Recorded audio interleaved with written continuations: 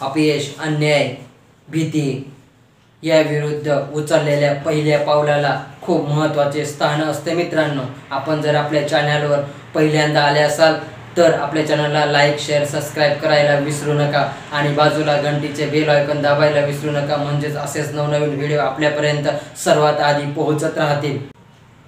हा कोण आहे?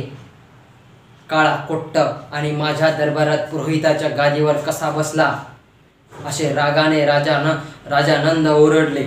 तेवढ्यात महामंत्री म्हणाला, महाराज, हे महानीतिकार, महाज्ञानी विष्णुगुप्त शर्मा उर्फ चाणक्य आहेत.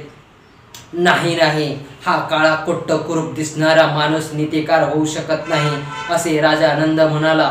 याचा चेहरा पाहून मला उलटी झाल्यासारखं होत आहे.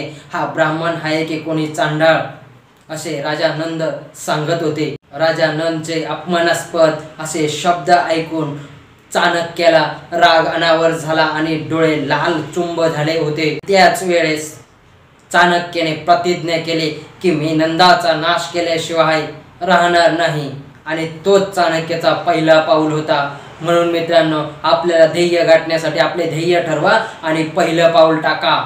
पहिल्या पावलाला खूप महत्त्वाचे स्थान आहे. जर तुमच्याकडे आत्मविश्वास, इच्छा आणि प्रबळ इच्छाशक्ती असेल तर तुम्हाला कोणीच हरवू शकत नाही. फक्त पहिलं पाऊल टाका. पहिला पाऊल हा खूप महत्त्वाचा असतो. धन्यवाद मित्रांनो.